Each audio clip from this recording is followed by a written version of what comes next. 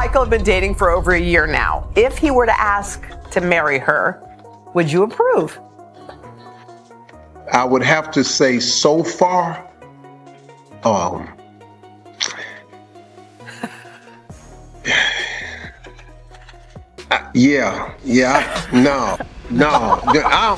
That pause, that's not a father's blessing. That's a father being told what to say. And what he was really saying was, if she gets pregnant, we own you. I can't make no mistakes. I can't make sense. I saw one of her exes somewhere at a game somewhere, and I shook his hand. Boy, I can't even touch his no more. I better not acknowledge him or look at him or nothing no more. 1 year he's praising Michael. The next, he can't even look at him. That's not a natural breakup. That's a takedown. And it was orchestrated by one woman. A woman with a history so dark, so calculated, that dodging a baby trap was the least of what Michael B. Jordan had to survive. When a woman finds a good one, then that's what you're looking for. But I will say that she's young still, you know what I mean? And I too was looking forward to them making it, because I thought, oh, you know what? She's been looking for someone to keep on her arm, to be able to have a relationship with that is meaningful and is successful, because we know that the girl's gonna keep her somebody that is gonna be newsworthy, you know.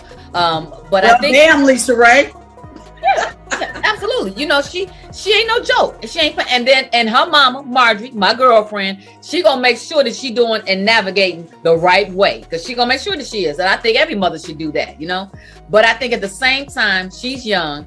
I think the established relationship that Michael did have before this one, I think that maybe that social media, that all of that was a lot for him. And I think that he, you know, I heard about his ex, and him was so serious that he may have missed. But here's what nobody is connecting. This entire narrative, it was planted, weaponized, and it was designed to cover up something way darker. Something that almost trapped Michael in a family dynasty built on secrets, manipulation, and crime. This is the real story of how Michael B. Jordan barely escaped Marjorie Harvey's master plan. Michael B. Jordan walked into Lori Harvey's life at the absolute worst possible time. Not for him, for her family. See, by 2020, Lori had become the Harvey family's most valuable asset. She wasn't just Steve Harvey's stepdaughter anymore. She was a brand, a luxury lifestyle influencer, a walking, talking billboard for the Harvey name. But there was a problem. Lori had been everywhere, and I mean everywhere. She'd dated Future, one of hip-hop's most notoriously toxic men. She'd been linked to Diddy, and that connection came with serious baggage. Allegations of being part of his criminal enterprise. She'd even allegedly dated Diddy's son, Justin Combs. By the time Michael B. Jordan showed up, Lori's image needed serious rehabilitation. Enter the orchestration. But this wasn't a love story. Not from the beginning.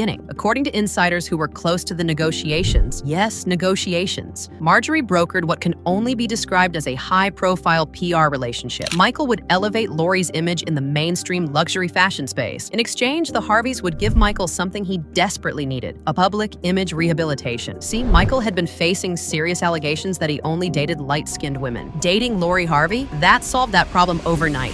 There's not a lot of black women in Italy, okay? It's not. It's just not. I'm sorry. It's not, okay? Y'all bug it. I read through the comments and shit. Y'all tearing your boy up.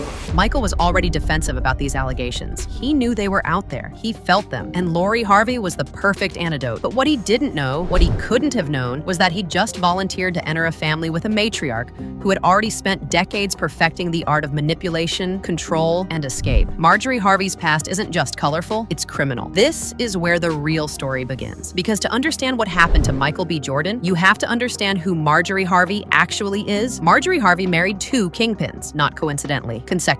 Her first husband was Jim Townsend, a major drug dealer in the cocaine trade. We're talking about serious federal-level operations. She had a child with Jim. She was pregnant with a second child when the FBI and DEA moved in on him in 1992. He was trying to score 40 kilos of cocaine. Here's where it gets interesting. Both the FBI and DEA suspected Marjorie was directly involved in running the operation. They didn't believe she was just a stay-at-home mom, but Jim Townsend took the fall for her. While she was heavily pregnant, he cut a deal with federal authorities to shield her from prosecution. reputation. He got life in prison so she could walk free. 5 years later, Marjorie divorced him while he was still locked up. What does that tell you? That Marjorie wasn't choosing these men because she loved them. She was choosing them because of what they could provide. And when they stopped being useful, when they got caught, she moved on. Just like that. The FBI and DEA investigated her twice. Twice she walked away without a single charge. That's not luck. That's mastery. That's someone who has perfected the art of appearing innocent while orchestrating everything from the shadows. For Steve Harvey was in love with Marjorie. She rejected him because he was broke. She wasn't interested in a man without an empire. But once Steve became a multimillionaire, once he had built an entertainment dynasty, then she was interested. And when she finally married him, she didn't just become his wife. She became his controller. This guy is such a good guy, man.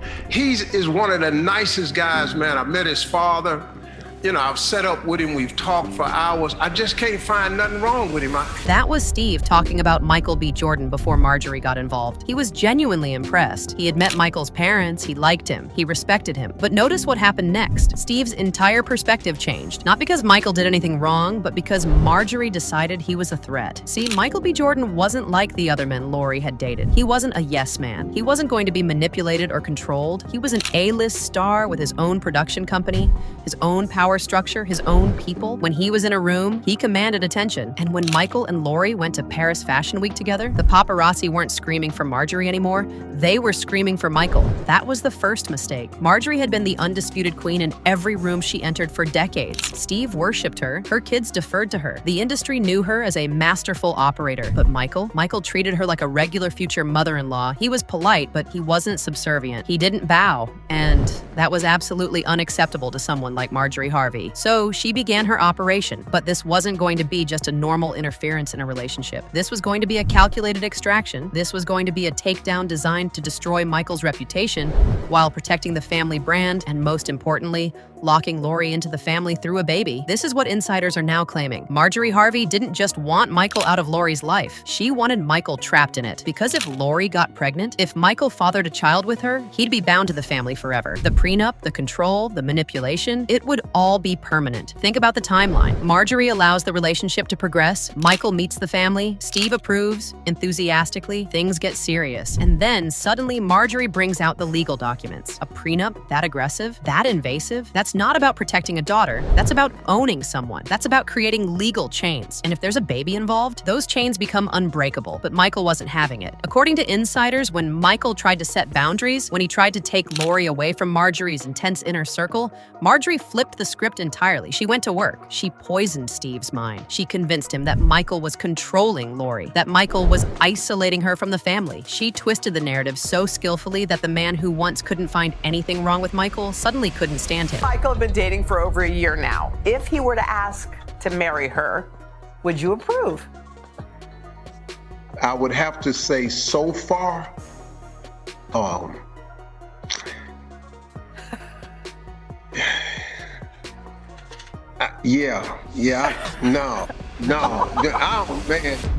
No, that's Steve being programmed. That's Steve knowing that if he approves of Michael, if Lori gets pregnant, if a baby enters the equation, the entire family power structure changes. Marjorie made sure he understood the cost of his approval. Even Steve tried to fix things because deep down, he knew Michael was a good man. He remembered that he liked him. But Marjorie was faster. Marjorie was more persuasive. And Marjorie had something Steve didn't have: complete and total control over the narrative in that household. Insiders are now saying that Marjorie told Lori to cut Michael loose because the contract was up. Not because of love, not because of incompatibility, but because Michael wouldn't sign the chains. He wouldn't let himself be trapped in a prenup that gave Marjorie a piece of his production company, his money, his future. And once Michael realized what was happening, once he understood that he wasn't dating Lori, he was being negotiated for by a woman with a criminal history and a lifetime of manipulation tactics, he got out. But Marjorie couldn't let him just leave clean. Oh no, she had to destroy his reputation on the way out. She had to make sure he looked like the villain. This is where the second part of Marjorie's plan kicked in. And this is where she got dirty. If Michael wouldn't be trapped by a baby, if he refused to sign the prenup, if he wouldn't stay, then she'd make sure nobody else wanted him either. She'd plant a seed, a rumor, an allegation that would spread like wildfire and stick to his name permanently. The weapon? A claim that Michael had cheated on Lori with his ex-girlfriend. And the messenger? Lisa Ray, Marjorie's best friend. Plausible deniability at its finest. I think the established relationship that Michael did have before this one, I think that maybe that social media, that all of that was a lot for him. And I think that he, I will say this, I heard about his ex and him was so serious that he may have missed. Notice what Lisa Ray did. She didn't say Michael definitely cheated. She said she heard that his ex was so serious that he may have missed her. It's vague. It's insinuation. It's exactly how character assassination works in the age of social media. You don't need proof. You just need a voice, preferably one connected to the family. And here's the genius of it. Lisa Ray claimed that Lori had actually wanted to marry Michael, that she was ready to say yes to a proposal, but she found out just before he was about to propose that he was messing with his white ex-girlfriend. When a woman finds a good one, then that's what you're looking for. But I will say that she's young still, you know what I mean? And I too was looking forward to them making it, because I thought, oh, you know what? She's been looking for someone to keep on her arm, to be able to have a relationship with that is meaningful and is successful, because we know that the girl's gonna keep her somebody that is gonna be newsworthy, But I think, damn, Lisa Ray. Yeah, absolutely. She ain't no joke. She ain't. And her mama, Marjorie, my girlfriend, she gonna make sure that she doing and navigating the right way, because she gonna make sure that she is. And I think every mother should do that, But I think at the same time, she's young. I think the established relationship that Michael did have before this one, I think that maybe that social media, that all of that was a lot for him. And I think that he, I will say this, I heard about his ex and him was so serious that he may have missed.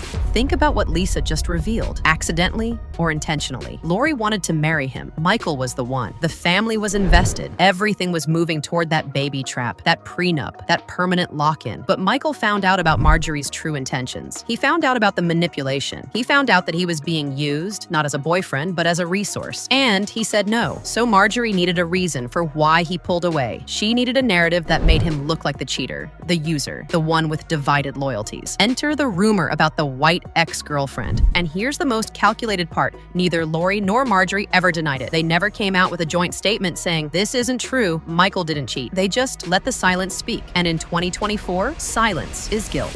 There's not a lot of black women in Italy, okay? It's not. It's just not. I'm sorry. It's not, okay? Y'all plug it. I'm reading through the comments and shit. Y'all tearing your boy up. Michael was painted as the villain, a guy who was caught up in his ex, who used Lori as a cultural shield while his heart was elsewhere, who broke her heart right before she was about to commit. The irony, the actual irony, the real reason they broke up had nothing to do with Michael's fidelity. It had everything to do with Marjorie's control. It had everything to do with a prenup Michael wouldn't sign, a baby trap he wouldn't fall into, a legacy he refused to let be used against him. But try explaining that when Lori has scrubbed every single trace of Michael from her Instagram, when Marjorie is posting cryptic videos about people who sit effing too long, when Steve is posting "love yourself my G" like Michael is some deadbeat who mistreated his daughter.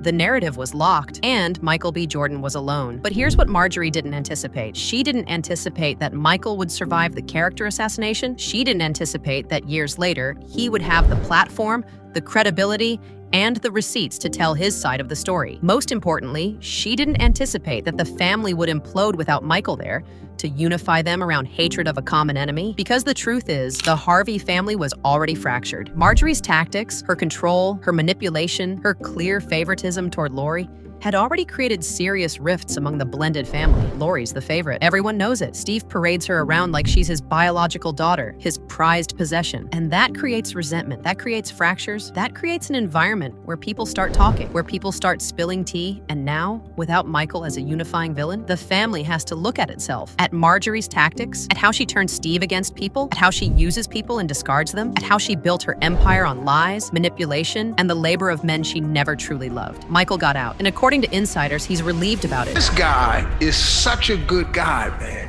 He is one of the nicest guys, man. I met his father. I've set up with him. We've talked for hours. I just can't find nothing wrong with him.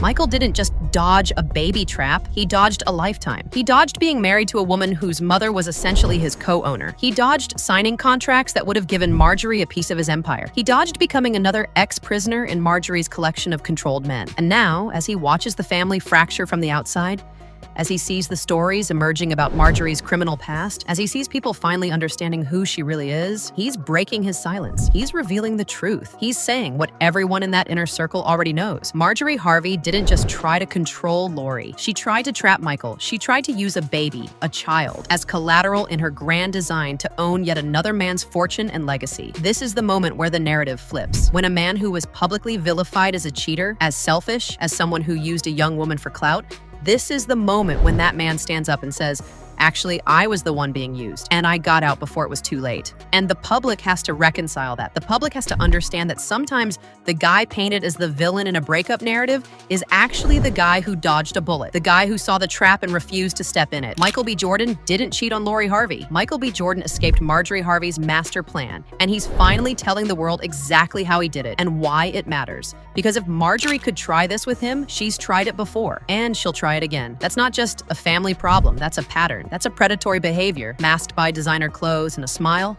The baby trap was real. The manipulation was real. The character assassination was calculated and deliberate. And Michael B. Jordan survived it. Now watch what he says next.